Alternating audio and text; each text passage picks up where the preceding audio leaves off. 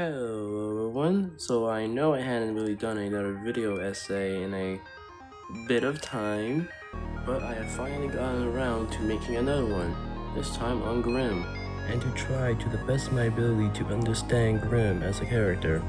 So, on with the show. To me, Grimm seemed to be someone who's a bit emotionally lonely due to how fast he's willing to grow attachment to people. Now, I know we don't really know how long he's been with Zhao Kar, but we can be very sure that it wasn't that long, or at least somewhat recent from what I can tell from the episodes.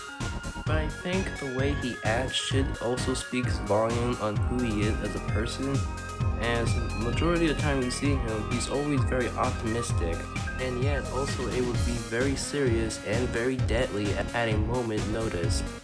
And for me, I'm just interpreting this, probably suggesting he is very young still, young enough to be naive, yet is old enough to become very serious at a moment's notice, just like Sanria. So naive in fact, to the point where he genuinely believed him and Zhao Kar actually had something, some form of a friendship, and well, for the whole time, never realizing that Zhao Kar was, well, simply using him, and nothing more. Which is very tragic for Grimm, as we can all tell that he genuinely saw Zhao Kar as a friend, and well, just to be abandoned, that must have definitely stinged enough that he was willing to kill Abigail and Sam for what happened.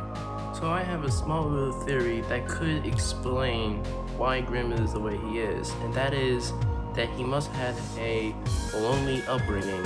What I mean by that is basically he grew up very alone with almost to having little to almost no friends, or his parents could have not been in his life, which could explain why he is so willing to get attached to people so easily, and willing to do whatever they say, and be very submissive. Which, now thinking about it and putting a little bit more thought into it, would it also probably explain why he doesn't speak English unlike everybody else, and speaks in grunts and goggles and stuff. And with this would probably also explain why he, unlike other characters in the KOA, he doesn't actually have anyone special in the KOA. No, like actual one-on-one friend to talk to or anything, unlike with Greg and Sen, Rhea and Hubris, and Onyx and Masani. And yes, people may mention him with Eurobrian, but that was only like a one moment, I think. Not sure, but it wasn't really ever expanded upon, unlike Onyx and Masani. So basically, for season 2 and 3, he's basically the kind of a true outcast in the KOA. Yes, you could say he is indeed friends with them, but from what I've seen, he doesn't really interact with them as much, due to the fact that, well, they can't understand a word he says, unlike Zhao Kar, who could understand him. Which is kind of a sad existence for Grimm, because he could understand what everyone else is saying, but the second he tries to say a word, no one can understand him. And even though the entire KOA group is basically a bunch of people who are considered outsiders in their own species or communities, Grimm is, well, the truest, biggest outcast of them all in the entire group. With the group only making theories, and, well, only theories about Grimm.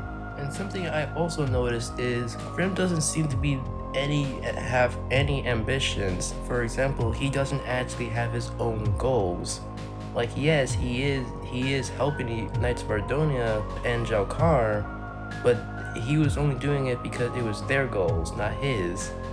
And something I also noticed is everyone in the KOA had some form of a goal in mind. Rhea wanted to avenge her family, Sen wanted to stop the Voltaris, Onyx wanted to become stronger, but Grimm didn't have a goal.